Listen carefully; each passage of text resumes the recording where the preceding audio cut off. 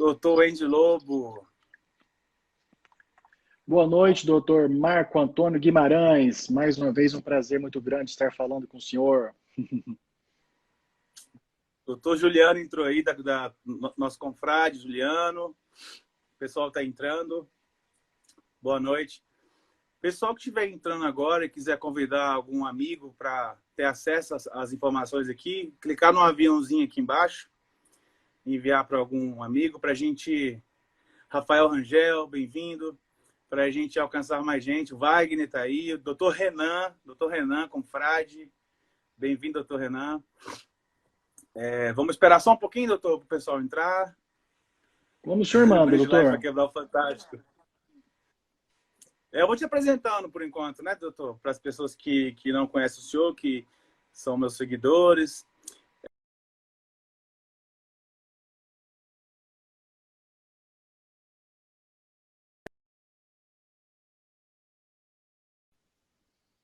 Tocou meu alarme aqui da live, né? Bem na hora que dá.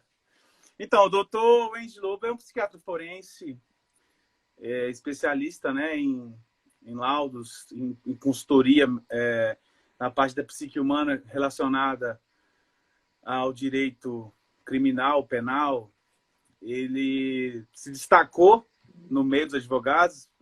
Teve um caso de repercussão, né, doutor, que o senhor fez o laudo do caso do Adélio Bispo, que deu visibilidade para o senhor.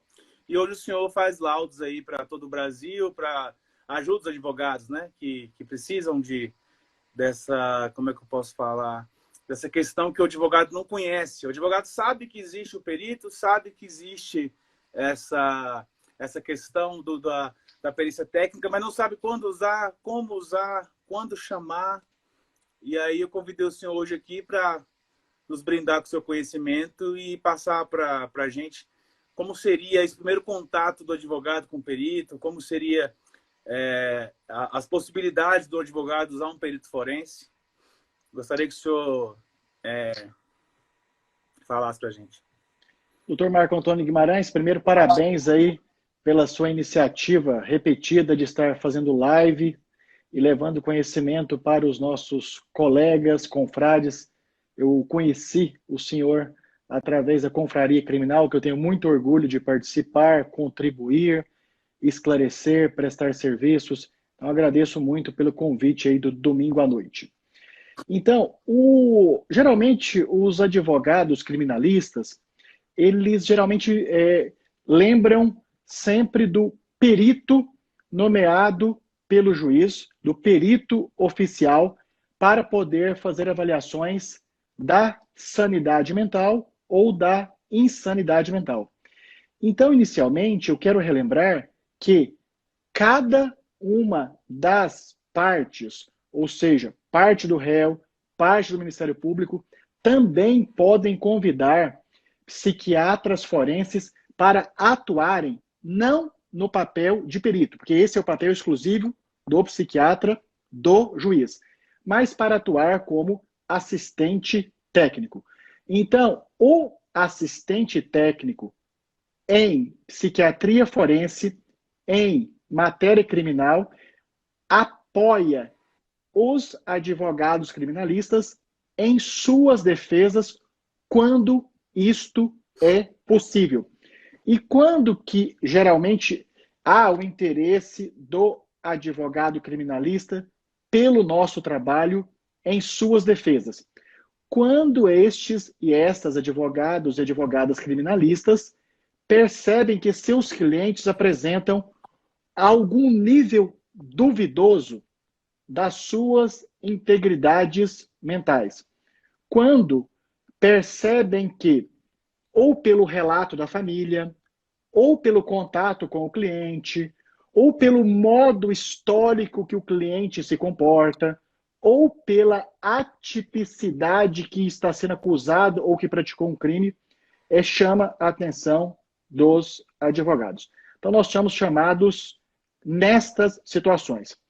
E aí, o nosso trabalho, doutor Marco Antônio Guimarães, é verificar se aquele cliente acusado ou condenado ou no júri, se ele apresenta doença mental diversificadas, desde depressão até esquizofrenia, se apresenta dependência de substâncias psicoativas, desde álcool, maconha, cocaína, crack, a combinação destas, e se apresenta também retardo mental, ou seja, se tem limitação da inteligência em maior ou menor grau. Enfim, até esse momento eu quero, então, relembrar dois aspectos. Os advogados criminalistas podem ter as suas defesas também apoiadas, receber contribuição técnica do psiquiatra forense como seu assistente técnico para verificar se seus clientes apresentam ou não doença mental, dependência química, retardo mental, há também perturbação da saúde mental e o quanto isso poderia beneficiar ou não seus clientes. Beneficiar em casos quando, por exemplo, se por uma doença mental grave o indivíduo, naquele momento do ato criminoso de ação ou omissão, apresentava incapacidade total de compreender ou de controlar o que estava fazendo, esse cliente não deve ir para cumprir pena, mas para submeter-se a tratamento compulsório. Tratamento este que pode ser tanto nos chamados hospitais de custódia, o hospital de tratamento psiquiátrico, custódia de tratamento psiquiátrico, e também, algumas vezes, pode ser indicado para um tratamento ambulatorial, ou seja, sem ser no interior de um hospital. Então, esse é essencialmente o nosso trabalho, doutor Marco Antônio. Sim, doutor. Só para mim que está dando as falhadas ou para todo mundo tá tranquilo aí a transmissão?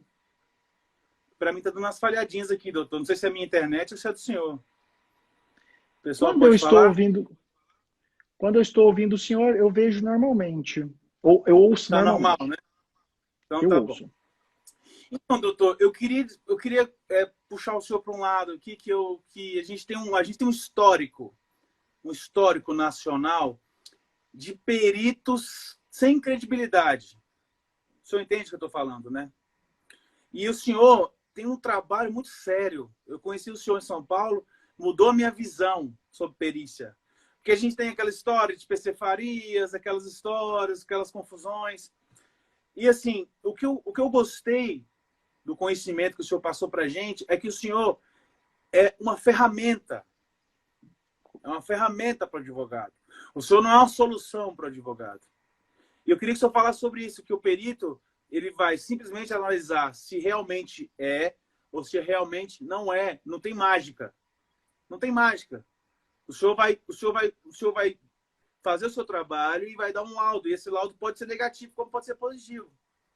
Correto? Doutor Marco Antônio, inclusive, se for colocar o número de vezes que eu fui chamado com o objetivo, óbvio, do advogado criminalista para contribuir favoravelmente aos seus clientes, a maioria das vezes isto não foi possível. Ou seja, eu até costumo falar para os advogados que os senhores e senhoras possuem inúmeras maneiras legais de defenderem os interesses de seus clientes em maior ou menor proporção. Já para o psiquiatra forense e assistente técnico, isto é limitado, porque o meu trabalho ele consiste em etapas muito simples. Primeiro, avaliar se aquele cliente apresenta ou não doença mental, retardo mental. Se ele não tem nem doença mental e nem retardo mental, o meu trabalho já encerrou ali e provavelmente não vai ter nenhuma outra contribuição que eu possa dar para o interesse deste advogado contratante. Algumas vezes, várias vezes, sim, o cliente apresenta doença mental. Só que o nosso trabalho vai verificar se, além de apresentar doença mental, ou além de apresentar retardo mental, se essa doença mental e esse retardo mental, naquele momento do crime, que já foi esclarecido ou não, se naquele momento o indivíduo, em função dessa doença e desse retardo mental, apresentava suas capacidades de entender ou de controlar-se, limitadas no todo, em parte ou sem nenhuma limitação. Então, o meu trabalho consiste em, senhor advogado, avaliei o seu cliente e ele não apresenta doença mental, nem retardo mental, nem dependência química. Vamos encerrar porque eu não posso contribuir para o seu interesse defensivo. Ok. Senhor advogado, avaliei a sua cliente e, de fato, apresenta doença mental, ou retardo mental, ou doença da personalidade, ou outros adoecimentos. E, de fato, esses adoecimentos repercutiram na condição mental da pessoa, naquele momento do ato criminoso, para que o senhor possa, por exemplo, sustentar um pedido de redução de pena de 1 a 2/3, que seria a semi-imputabilidade, que existem alguns direitos pelo mundo afora, mas não em todos. O Brasil tem essa possibilidade. Ou vou dizer, de fato, senhor advogado, doutor, doutora, o seu cliente apresentava naquele momento do ato delituoso de ação de omissão, total incapacidade de entender o que estava fazendo ou de controlar o que estava fazendo. Nesse caso, sim, vamos produzir provas técnicas, periciais, que sustentem ou a redução de pena, no caso de correspondentes à semi-imputabilidade, ou a inimputabilidade para que esse indivíduo, ao invés de pena, cumpra tratamento compulsório em ambiente adequado, que não necessariamente é o hospital de custódia ou tratamento psiquiátrico. Muito importante também, doutor Marco Antônio, eu estou falando várias vezes em retardo mental. Nós temos retardos mentais desde leves e sutis até mais graves. E nesse caso, felizmente, inteligência ou a limitação da inteligência, que corresponde ao retardo mental, nesses casos, a inteligência é um elemento da mente que pode ser medido, que pode ser mensurado. E nesse momento eu convido para auxiliar o trabalho de nós, psiquiatras forenses, os psicólogos jurídicos, que podem aplicar testes que quantificam, que verificam, que dão número para a inteligência do indivíduo. Então, quando os advogados criminalistas contratam os nossos serviços médicos, psiquiátricos forenses, algumas vezes vamos também agregar o trabalho do psicólogo jurídico, que em muito agrega soma para a defesa desses interesses. Sim, doutor. É importante também, um fato que eu queria que o senhor falasse é o seguinte. As pessoas fazem um pouco de confusão em relação à situação psicológica do réu. Por exemplo, fulano não é doido, porque fulano faz isso, porque fulano faz aquilo. Eu queria que o senhor explicasse também a questão do momento, o momento do fato criminoso, a importância do momento do fato criminoso para a análise da questão psicológica do agente. Porque, às vezes, o agente teve um surto ou estava sob com a psique abalada, que causou aquele problema. Então, assim, as pessoas confundem a pessoa estar temporariamente em surto ou a pessoa ela não está... Assim, após o fato, ela é medicada, ela está equilibrada. Então, as pessoas elas não entendem essas nuances do cérebro humano. O senhor pode explicar para a gente? Doutor Marco Antônio Guimarães, primeiro é importante lembrar que praticamente todas, se não todas, as nossas perícias, elas são retrospectivas. Ou seja, elas são sobre fatos do passado. E sempre fica essa curiosidade de pergunta, mas os psiquiatras forenses e psicólogos jurídicos conseguem saber sobre a saúde ou doença mental de um indivíduo de um momento passado, há semanas, meses, anos, algumas vezes até décadas? Sim, isso é totalmente possível saber e não é nada mágico. Absolutamente fundamentado na ciência, baseando, quando possível, em uma entrevista presencial com esse indivíduo e também na análise de documentos, como, por exemplo, prontuários médicos, boletins de ocorrência, relato dos profissionais de saúde, declarações dos familiares e de pessoas conhecidas. Então, primeiro, doutor Marco Antônio Guimarães, praticamente todas as nossas avaliações são de fatos passados, ou seja, avaliações retrospectivas, que podem se embasar tanto fundamentalmente numa avaliação presencial do indivíduo, que é a avaliação direta, como também na avaliação indireta. Ou seja, o que é a avaliação indireta? O perito avalia a sanidade ou insanidade mental de uma pessoa sobre uma ocorrência do passado baseado apenas em documentos médicos, documentos judiciais. O documento médico essencial é o prontuário médico, que tem fé pública, e mais nas declarações de autoridades, conhecidos, familiares. Ou seja, o nosso trabalho ele é uma composição de partes de um quebra-cabeça, mas puramente técnico. O fato do indivíduo, no momento da avaliação presencial com o perito, isto já passado semanas, meses, anos e até década do evento criminoso passado, o fato do indivíduo estar bem e com a sanidade preservada no momento futuro que ele submete à avaliação, não impede que ele, no passado, no momento do fato criminoso, ele estivesse com a sua sanidade mental alterada, ou por ausência de uso de medicamentos, ou especialmente por ter usado substâncias psicoativas lícitas ou ilícitas durante um tratamento de saúde mental.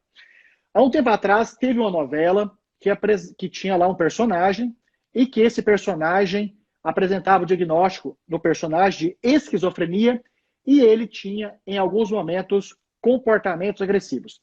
Daí foi encomendado para nós um parecer se as pessoas com doença mental, se elas são mais violentas em relação à população geral. E nós chegamos à conclusão que não. A proporção de agressividade e violência entre as pessoas com doença mental é a mesma da população geral, vírgula. Mas, se a pessoa com doença mental faz o uso de substâncias psicoativas, especialmente estimulantes como cocaína, crack, aí sim ela torna comparativamente mais agressiva do que a população geral. Doutor Marco Antônio, resumo. Então, as nossas avaliações, primeiro, a maioria absoluta é sobre momento passado. Número 2, o fato do indivíduo apresentar-se na data da perícia posterior ao crime, já declarado, concluído, ou acusado, ou em investigação, o fato de ele estar bem nesse momento não significa que ele estava bem no momento passado. E especialmente, para ilustrar isso, quando em ausência de tratamento e quando, mesmo com ou sem tratamento, fez o uso de substâncias psicoativas. Porque as substâncias psicoativas, especialmente as estimulantes, como, por exemplo, cocaína, uma das características aqui na esfera da psiquiatria forense, que torna o indivíduo ainda mais impulsivo, ou seja, medindo menos a consequência de seus atos, o que o leva a uma limitação da capacidade de determinação, ou seja, que o leva a uma limitação da capacidade de controle dos seus impulsos. Só uma pequena parte aqui, que o doutor Fernando Magalhães, nosso confrade aqui, ele fez um comentário aqui interessante, queria ler para o senhor. Ele falou aqui, interessante pontuar que se pode aferir capacidade mental até mesmo do indivíduo após a morte. Esta é uma parte do trabalho da psiquiatria forense que eu gosto muito. É a avaliação psiquiátrica forense póstuma. Ou seja, esta é uma avaliação retrospectiva, ou seja, sobre a sanidade mental do indivíduo do passado, indireta, ou seja, sem a avaliação presencial do indivíduo. Então, um grande abraço aí para o doutor Fernando Guimarães, nosso cliente, nosso parceiro, nosso amigo, nosso professor, nosso confrade, nosso exemplo. Fernando Magalhães. Então, doutor Fernando Magalhães, então relembrou bem. E isso acontece especialmente mais até do que na esfera penal, na esfera civil. Especialmente, doutor Marco Antônio, quando tem testamentos. Tem o testamento, quando a pessoa que assinou, que registrou o testamento, falece, e que esse testamento vem a público, contrário ao interesse de outras pessoas. Então, muitas vezes somos solicitados mais no direito civil do que no criminal para fazermos a avaliação da sanidade mental da pessoa já falecida. Esta é a avaliação psiquiátrica forense retrospectiva do passado, indireta, porque vai se basear apenas em documentos, depoimentos, declarações e póstuma, porque a pessoa já faleceu. Repito, não há absolutamente nenhuma magia nisso. Puramente técnica, científica, fundamentada. Entendi, doutor. Agora, eu vi umas perguntas ali em cima e eu queria... Aqui o Yuri Félix, o nosso doutor Yuri Félix, de São Paulo. Ele está perguntando aqui, seria uma autópsia psicológica? Professor Yuri Olha, Félix. Professor Yuri, primeiro, sempre um prazer. As suas produções intelectuais, elas são exemplares, fundamentais e imprescindíveis para quem pesquisa, para quem ministra aula e para quem atua no campo de ação da criminologia do júri. Professor, então, esta é uma terminologia que já não usamos mais. Nós chamamos isso de avaliação psiquiátrica, forense, retrospectiva, indireta, póstuma. Ou seja, o nome complicou um pouco, professor. Mas seria um correspondente, seria uma sinonímia de uma autópsia psicológica. E por falar em psicólogo, novamente também, muitas dessas vezes, convocamos o psicólogo jurídico para compor o trabalho junto conosco. Entendi. Doutor, é o seguinte, vamos lá. Eu vi uma pergunta lá em cima que vai puxar um gancho para a gente falar sobre a questão das doenças mentais, né? A pergunta lá em cima foi para o usuário de drogas. E eu, nas minhas pesquisas e nas aulas que o senhor dá, né, eu entendi que tem como um usuário de droga caminhar para esse resultado. Eu queria que o senhor falasse para a gente quais doenças levam a pessoa à inimputabilidade penal. Isso nós podemos ter duas visões. Uma das visões é as dependências químicas. As dependências químicas, tanto de medicamentos, como de álcool, como de drogas ilícitas, as dependências químicas, elas são também doenças mentais. Tanto é que a classificação internacional de doenças da Organização Mundial de Saúde coloca as dependências químicas no mesmo capítulo das doenças mentais.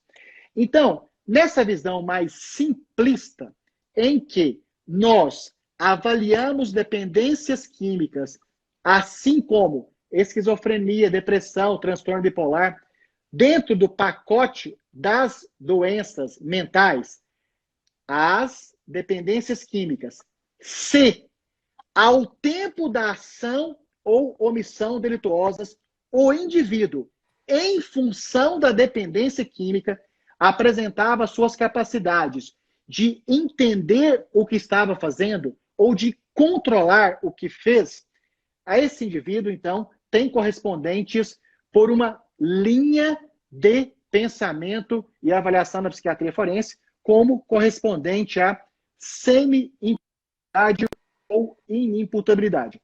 Esta é uma corrente, doutor, repito, uma corrente controversa que, do ponto de vista de trabalho, enriquece as possibilidades das diferentes partes envolvidas terem as suas teses defendidas por diferentes linhas científicas.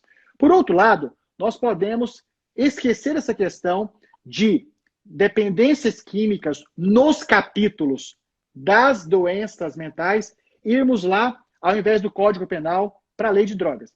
Para a lei de drogas, nós vamos considerar o correspondente ao inimputável aquele indivíduo que, por força maior ou caso fortuito, ele fez o uso de uma substância e, em função de ter feito uso de substância, por caso fortuito ou força maior, ele tornou incapaz completamente de compreender ou de controlar o que estava fazendo e teve lá o seu ato criminoso de ação ou omissão mais comum de ação.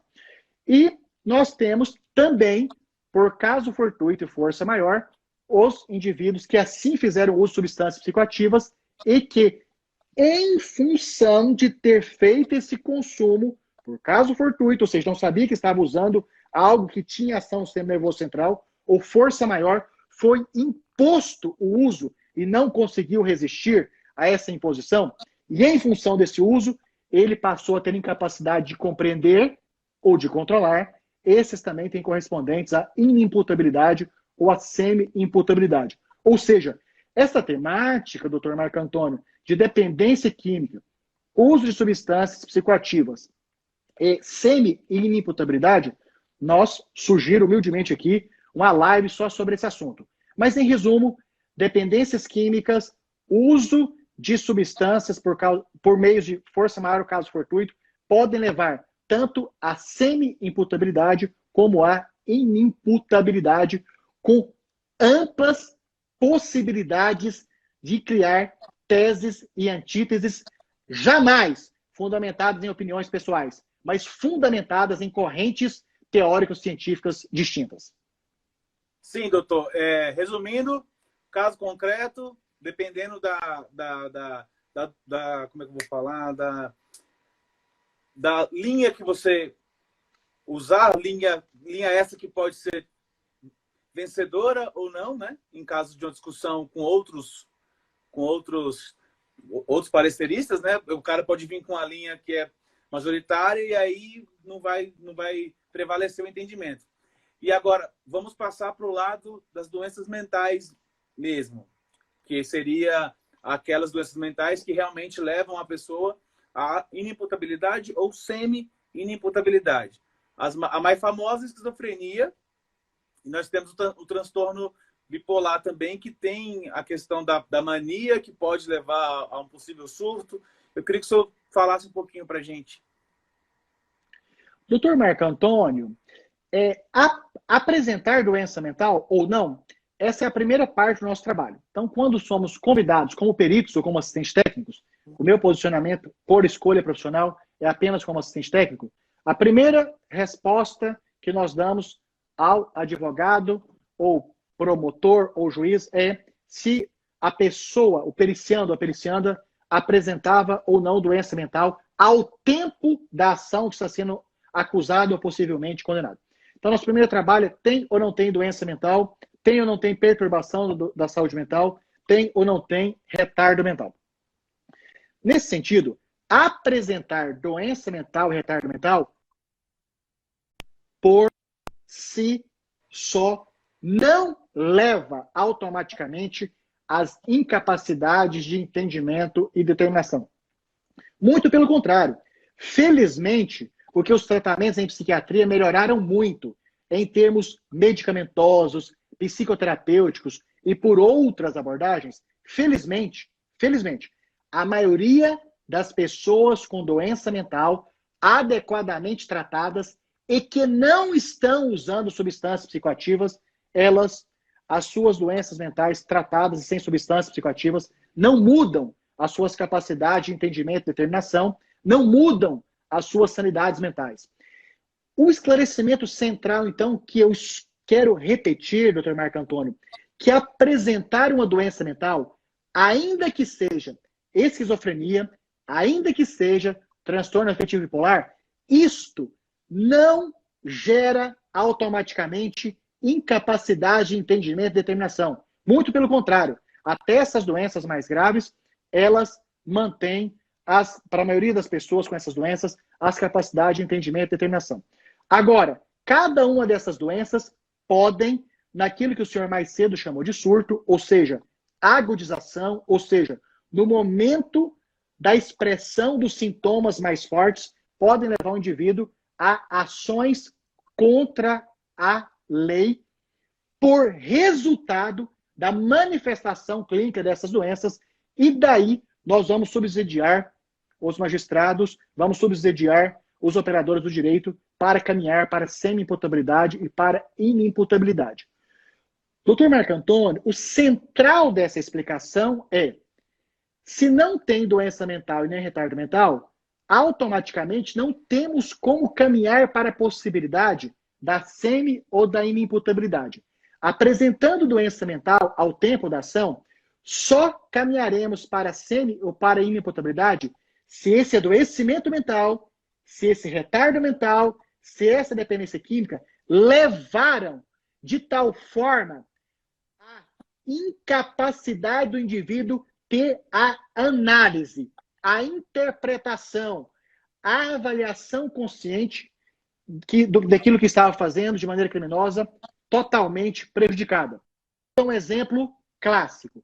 Se o indivíduo, ao tempo de uma ação delituosa, por exemplo, um assassinato, ele, naquele momento do ato, tem o diagnóstico de esquizofrenia e se, naquele momento do ato, a esquizofrenia estava se manifestando com a voz de comando que ele ouvia na cabeça dele, ordenando matar a vítima, este é um caso clássico de um indivíduo que, em função da doença mental, esquizofrenia, em função do sintoma da doença mental, alucinação auditiva, comandando ele naquela ação delituosa, esse é o exemplo clássico que configuraria correspondentes à inimputabilidade. Entendi. Essa parte que o senhor explicou muito bem, mais uma vez, remete ao início da minha fala, lá no começo da live, que é o momento que o réu, ou a testemunha, enfim, a pessoa que tem um problema, o paciente, enfim, o momento que ele está na fase aguda da doença, como o senhor me ensinou, e quando ele está no momento em que ele ouve essa voz, que ele está sobre o delírio, sobre a alucinação, esse é o momento que a gente consegue, o senhor consegue, num laudo, explicar para o juiz que ele é inimputável. Por isso que eu falei lá no começo, que quando a pessoa está medicada, as pessoas falam, nossa, esse cara ele é normal, esse cara é normal, ele não tem problema. Ele é normal, é isso que eu estava falando. As pessoas têm essa heurística, acha que a pessoa, por conversar bem, ela socializar, ela não pode ir para essa fase aguda que vai trazer esse problema. É isso que eu queria falar aquela hora, que o senhor explicou muito bem. E agora eu queria trazer o senhor para a parte dos advogados. O que os advogados eles precisam saber para usar um serviço usar o seu serviço para te contratar? O que eles precisam saber? Doutor Marco Antônio, geralmente eu costumo dizer, para a resposta dessa pergunta, muito bem elaborada e que, assim, muito útil para os nossos confrades, amigos, colegas, parceiros, alunos, colegas, é que quando há um crime que o advogado criminalista nota uma estranheza ou no comportamento do indivíduo, ou da mulher também, né? Nota uma estranheza no comportamento, ou uma estranheza na fala, ou uma estranheza do relato dos sentimentos, isso merece uma avaliação. E o que facilita muito, doutor Marco Antônio, que nós podemos fazer essa avaliação indireta, ou seja, sem a presença do indivíduo, apenas pelos relatos familiares, obviamente, do próprio advogado, advogada, e se tem prontuários médicos, especialmente internação, ou mesmo ambulatorial, pode-se inferir da possibilidade de defender as teses de semi e de inimputabilidade. Então, quando que o advogado deve solicitar o trabalho dos psiquiatras forenses? Quando tiverem uma sensação incômoda, quando tiverem uma percepção duvidosa na lógica do crime. Ou pela fala, ou pelas características da criminodinâmica, ou pelos relatos dos familiares, ou na experiência prática, doutor Marco Antônio, geralmente os advogados mais são tocados dessa dúvida quando ao contato verbal com o ou com a cliente notam um discurso, um relacionamento verbal estranho, esquisito, fragmentado e que gere dúvidas sobre a sanidade. E eu acho que sempre vale a pena, doutor Marco Antônio, para o advogado que está com essa dúvida, também perguntar aos familiares se aquele indivíduo fez uso de drogas ao longo do tempo, especialmente ao momento do crime, se apresentou ao longo da vida adoecimento mental, se usou remédios controlados e Desculpa. E algo muito importante também. Quais foram as dificuldades dessa pessoa em relação aos seus relacionamentos matrimoniais e aos seus trabalhos, trabalho sim, ao seu labor ao longo da vida. Enumeraria, então, quando convidar para o nosso trabalho, discurso esquisito, criminodinâmica atípica, relatos dos familiares, histórico de uso de drogas, histórico de internação psiquiátrica, histórico de doença mental, sem aceitar tratamento medicamentoso e especialmente quando esses familiares podem ter acesso a prontuários médicos. Porque muitas vezes, por questão especialmente de deslocamento, nós vamos nos valer da avaliação indireta, ou seja, sem falar com o indivíduo. Doutor, primeiramente queria mandar um abraço para o Zanoni, nosso presidente da confraria, que entrou aí, grande amigo nosso aí, doutor Márcio Grossi, várias pessoas entraram aqui, porque eu não vou saber, não vou lembrar de todos, o Tiago, mas assim, a doutora Isabela, ela fez uma pergunta aqui interessante, que vai nos remeter ao TEI, eu acho que vai nos remeter ao TEI, que é o seguinte, a violenta emoção pode ser tamanha a levar à inimputabilidade? Essa é uma pergunta ótima, que eu gosto de responder muito. Abraço aí, doutora Isabela. Abração para o doutor Zanoni, nosso mestre, nosso inspirador. Doutor Márcio Grossi também, nosso contratante, nosso amigo. Então, a violenta emoção, se ela, como algo isolado, não leva a semi e nem a inimputabilidade.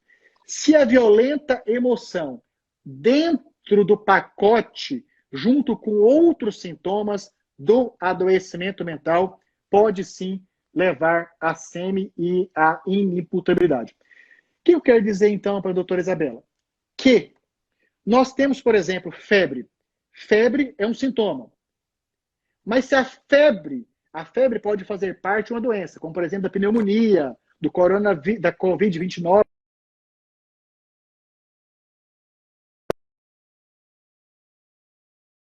a emoção é um sintoma. Em sendo só um sintoma isolado, isso não é defensável para a semi e para a inimputabilidade.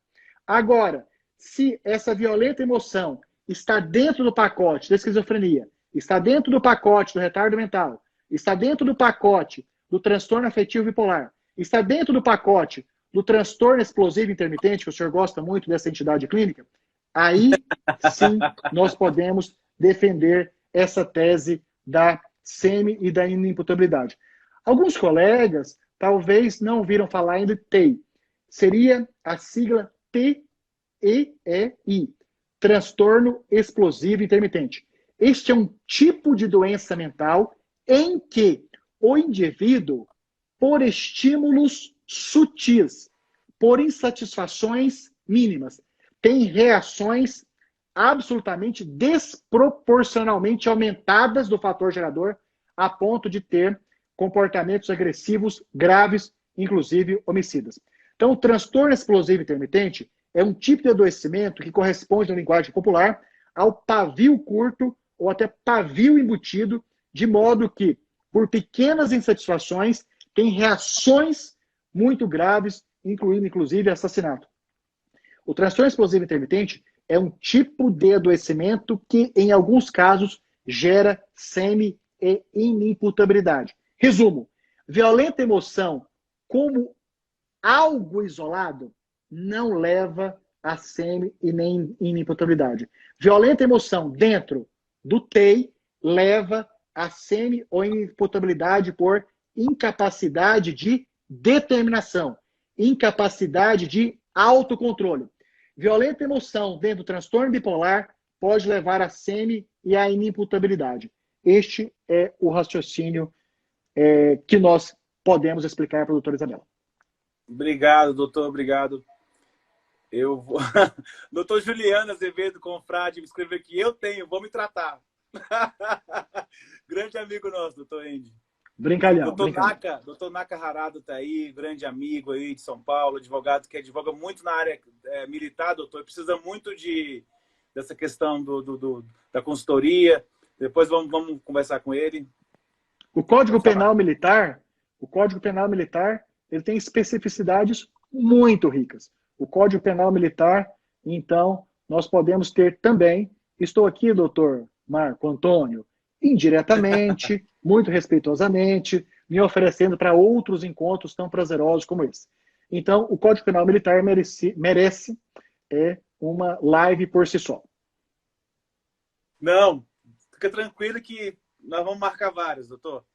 Então é o seguinte, continuando o nosso papo aqui sobre a mente humana, eu queria que o senhor falasse para a gente assim, das questões que mais os advogados levam para o senhor, das maiores dúvidas dos advogados. Geralmente, as maiores dúvidas, até pela quantidade, está para os casos de dependência química e uso de substâncias psicoativas, como o senhor levantou anteriormente. Até porque as estatísticas, doutor Marco Antônio, são assim enormes. Por exemplo, a porcentagem da população adulta brasileira que é dependente de álcool, ou seja, a porcentagem da população adulta brasileira dependente de álcool. Não é que faz uso ocasional de álcool, ou seja, que tem critérios correspondentes à doença mental dependente de álcool, é 10% da população adulta. Enquanto que a esquizofrenia, que o senhor relembrou aí algumas vezes, é 1% da população. Transtorno bipolar, também entre o 1 da esquizofrenia e o 10 da dependência. Dependência de substâncias psicoativas, então tem pesquisas falando de 1 a 3% também. Então, de álcool mais cocaína, por exemplo, já deu 13, 14 junto com maconha. Então, disparadamente, os principais chamados são para casos de dependência química por um fato numérico, porque a estatística epidemiológica é muito maior para esses casos. E também para casos onde tem relatos, por exemplo, de doenças mentais do tipo transtorno de ansiedade generalizada, depressão, transtorno bipolar, e que na maioria desses casos são aqueles que, infelizmente, a minha resposta é que aquela doença não levou, naquele momento do ato criminoso, a critérios para semi- ou inimputabilidade. Então, uma resposta objetiva para a sua pergunta, disparadamente, são os casos de dependência química.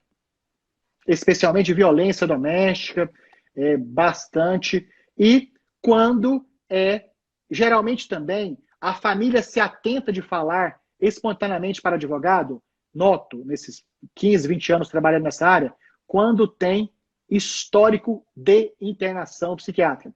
Porque a internação psiquiátrica, embora seja uma exceção, ela remete a um alerta de gravidade extrema. E que tem sentido, porque se nós internamos cada vez menos em psiquiatria, significa que os casos que de fato internamos são muito graves. Relembrando que a doença mental torna o indivíduo mais perigoso, mais agressivo, quando em omissão de tratamento ou quando combinada com o uso de substâncias psicoativas. Doutor, até para eu entender também, e para os colegas entender, como funciona o serviço de consultoria, assim? Como funciona? Porque eu nunca contratei, né? Eu queria entender como funciona. Olha, geralmente é aquele caminho básico de onde o advogado, a advogada criminalista, tendo esta dúvida, convoca, solicita uma reunião, geralmente inicial só com o advogado, para expor quais são os elementos, quais são as informações obtidas, tanto com o cliente ou a cliente deste ou desta advogada, mais com seus familiares, que possam levar à possibilidade de pensar em insanidade ou insanidade mental total ou parcial. Geralmente, a partir dessa primeira conversa técnica, doutor Marco Antônio, já dá, para a maioria dos casos, direcionarmos que não tem possibilidade de contribuição ou que vale a pena ir para um segundo momento. Esse segundo momento, de maneira ideal, qual que é a maneira perfeita? É o ou a psiquiatra forense ter contato presencial com este cliente para ter uma entrevista psiquiátrica forense direcionada a responder as seguintes perguntas. No momento do ato criminoso, apresentava ou não doença mental? se não, terminou o trabalho. Apresentava doença mental. Essa doença mental alterava a capacidade de entender e determinar? Sim. No todo ou em parte? Sim. Então, vamos para frente, instaurar o incidente de insanidade mental, que posteriormente o juiz nomeará o perito ou a perita de confiança dele ou dela para fazer esse trabalho, e nós, como assistentes técnicos, vamos acompanhar, elaborar quesitos e assim por diante. Este é o trabalho do psiquiatra ou da psiquiatra forense antes ou no decurso do processo. Nós temos atuação também do ou da psiquiatra forense quando o cliente já está preso, na situação chamada de superveniência de doença mental. Ou seja, a porcentagem de pessoas presas, a porcentagem de reeducandos com doença mental é maior que da população da população geral por motivos diversos. Ou seja, nós temos uma porcentagem importante da população carcerária com doença mental. Então, nós podemos participar também do trabalho em que verificamos superveniência de doença mental. O que é isso? Indivíduos que já presos cumprindo pena apresentam adoecimento mental que os torna incapazes de compreender o caráter educativo da pena de reclusão e que esse indivíduo precisa ser tratado ou no ambiente do próprio presídio, que é mais difícil, ou no ambiente externo ao presídio, em que o tempo de cumprimento de pena fica temporariamente interrompido. Então, nós, doutor, o que é o mais comum? É quando o advogado ou advogada tem uma dúvida, nos procura com informações. Isso fica muito mais fácil se tem prontuário médico e se tem relatos de familiares. Isto tendo percepções, indícios que o nosso trabalho vai valer a pena, avaliamos com as autorizações devidas judiciais, uma avaliação presencial deste ou desta cliente, que fica muito mais claro, tanto se merece ou não continuar pelo raciocínio da instauração do incidente de insanidade mental. E, depois de cumprido pena, também nesse sentido. Quando não é possível avaliar presencialmente esse cliente ou essa cliente, nós podemos fazer avaliação indireta, ou seja, nós podemos levantar a hipótese para solicitar o incidente de insanidade mental sem ter avaliado presencialmente o cliente, o réu, a partir de dados declarados pelo próprio advogado, pelos familiares e especialmente pelos documentos médicos. Doutor, agora eu vou fazer uma pergunta assim, relacionada ao pós. Por exemplo, nós contratamos o senhor fez o laudo positivo, o juiz reconheceu, a outra parte não fez não impugnou, e aí ele foi internado. Por exemplo, se a família quiser, eu posso fazer outro laudo mais após um tempo, 1, 2, 5 anos, para ver se ele já está apto a ser reintegrado à sociedade? Excelente.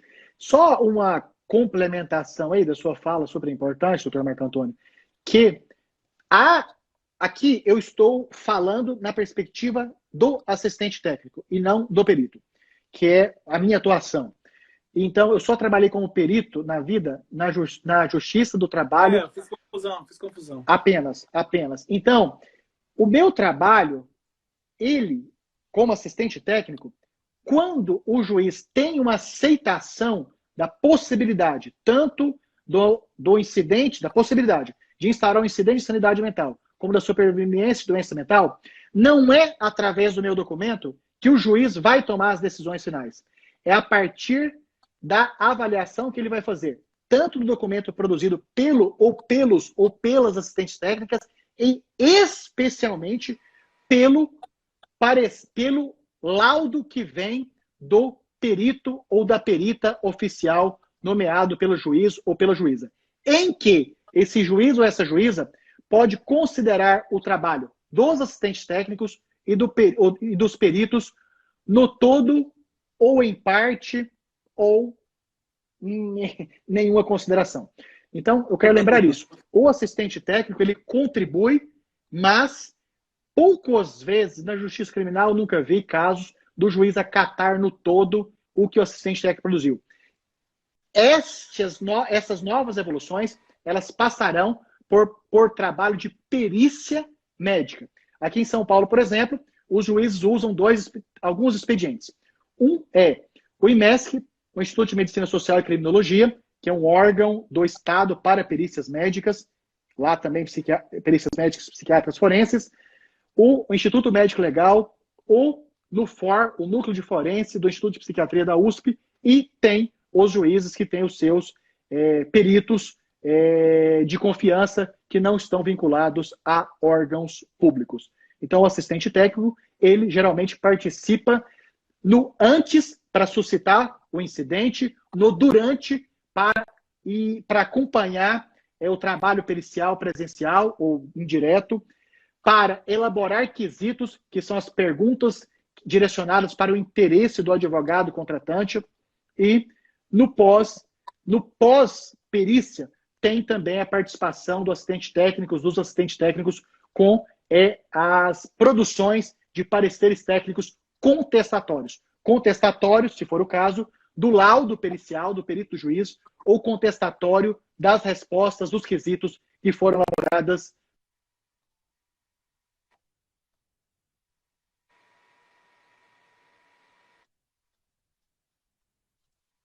os trabalham em número de 2. Entendi. Então, a questão que eu coloquei, é porque a pergunta que eu coloquei era mais na preocupação do pós-condenação, seria a absorção imprópria, né? Que ele vai ser internado, correto? Ah, entendi. Doutor, sim. O que acontece? Geralmente, o juiz sentencia, os casos que eu acompanhei, geralmente o juiz sentencia os anos após os quais vão ser feitas as novas ou a nova perícia para verificação se houve redução ou abolição da periculosidade.